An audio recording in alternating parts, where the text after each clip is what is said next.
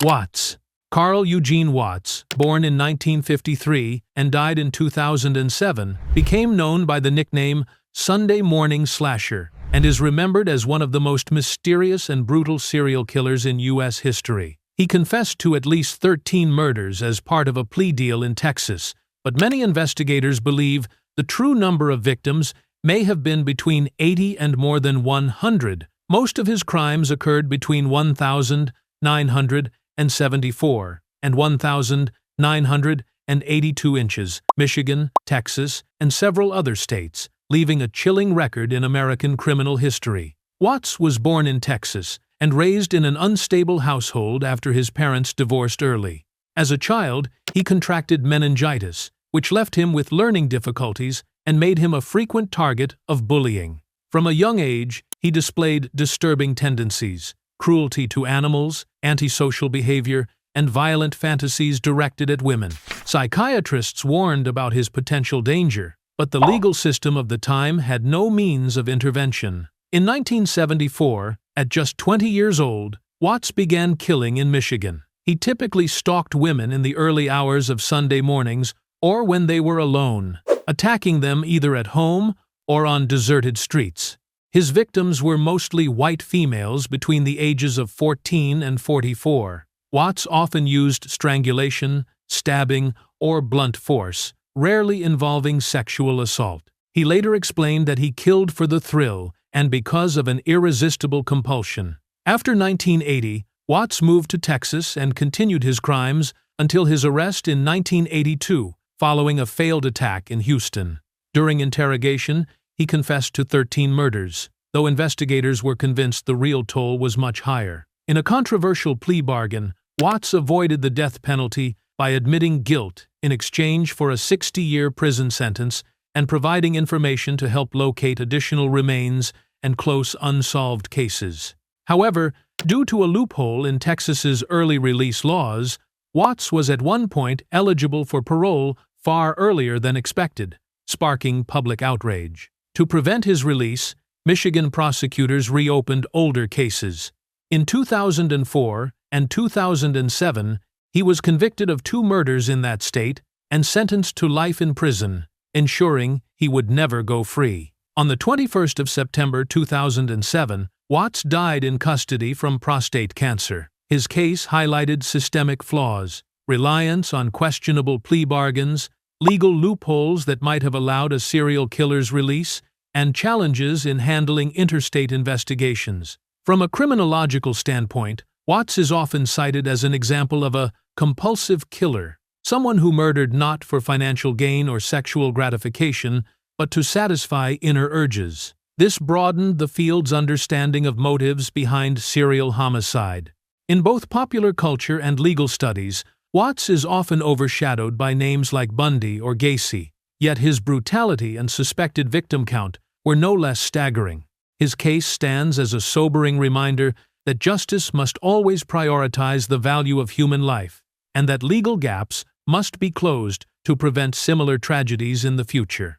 Filho. Pedro Rodriguez Filho, born in 1954 and killed in 2023, was widely known as Pedrinho Matador, the Killer Petey, and is regarded as one of the most infamous and controversial serial killers in Brazil's history. He claimed to have killed more than 100 people, including at least 47 while serving time in prison. Unlike many other serial killers, Rodriguez insisted that most of his victims were criminals, drug dealers, rapists, and murderers, leading some to see him as a self-styled vigilante, while others were disturbed by his uncontrolled violence.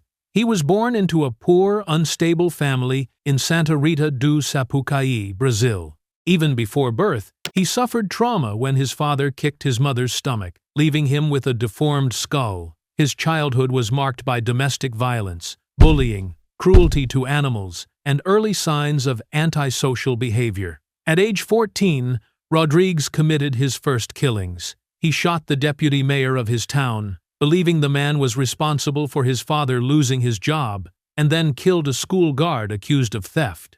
From the late 1960s onward, he launched into a spree targeting street criminals, particularly drug traffickers. In 1973, He was arrested after dozens of murders, including that of his own father, who had murdered his mother. In a shocking act inside prison, Rodriguez stabbed his father repeatedly and even removed his heart. While incarcerated, he continued killing nearly 50 fellow inmates, often targeting those convicted of heinous crimes such as rape or child murder, or those who bullied other prisoners. However, he also admitted that at times he killed simply because he disliked someone, revealing a mix of self-proclaimed justice and impulsive violence. Rodriguez was sentenced to more than 400 years in prison, but under Brazilian law, which limits the maximum time served, he spent only about 34 years behind bars. Released in 2007, he soon reoffended and was imprisoned again until 2018.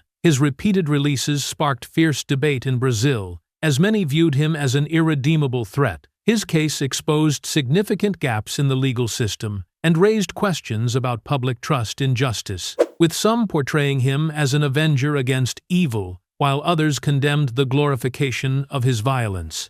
Pedrinho Matador became a figure of fascination in books, documentaries, and even on social media, where he recounted his life and warned young people not to follow his path. Still, the fact that a serial killer could be idolized troubled many observers, blurring the line between justice and crime. On the 5th of March 2023, Pedro Rodrigues Filho was shot dead outside his home, ending the violent and controversial life of one of Brazil's most infamous killers. Beast! Luis Alfredo Garavito Cubillos, born in 1957 inches, Colombia, and widely known by the nickname La Bestia, the Beast, is regarded as one of the most brutal serial offenders in modern history. He was held responsible for the abuse, severe mistreatment, and loss of life of at least 193 boys and teenagers, with some estimates suggesting the number could reach 300. Garavito's childhood was marked by poverty, domestic violence, and deep trauma. His father was a violent alcoholic, and Garavito himself stated that he had been sexually abused as a child. Researchers argue that these factors, combined with Colombia's turbulent political climate in the 1980 seconds and 1990 seconds, and the lack of child protection systems, enabled him to operate with near impunity for years. From 1992 to 1999, he repeatedly committed crimes across Colombia, mainly targeting boys between the ages of 6 and 16, often from poor or homeless backgrounds. To approach them, Garavito disguised himself as various figures, ranging from a priest to a farmer or street vendor, using gifts or promises of jobs to lure them. Once he gained their trust, he acted with cruelty, and police later discovered notebooks containing detailed accounts of his actions, along with burial sites of remains. The consequences were devastating. Hundreds of families were left in tragedy, and Colombian society was plunged into shock and outrage. Although he received sentences totaling more than 1,853 years in prison, Colombian law at the time capped the maximum sentence at 40 years. Because Garavito cooperated with investigators, his sentence was further reduced to 22 years, sparking public anger and forcing the government to reform the law, raising the maximum to 60 years for severe crimes, especially those against children. The Garavito case stands as a profound warning. It revealed the shortcomings in child protection, the weaknesses of interprovincial investigations, and highlighted the importance of linking missing persons data with criminal behavior analysis. Culturally and historically, Garavito is seen as an embodiment of brutality, but also as a stark reminder of the social vulnerabilities in late 20th century Colombia. The case has been revisited in numerous documentaries, reports, and academic studies, fueling debates about the line between social reflection and the commercialization of crime. Garavito's passing in prison in 2023 closed a grim chapter, yet the legacy of the case continues to influence how Colombia and the world think about justice, child protection, and the limits of legal leniency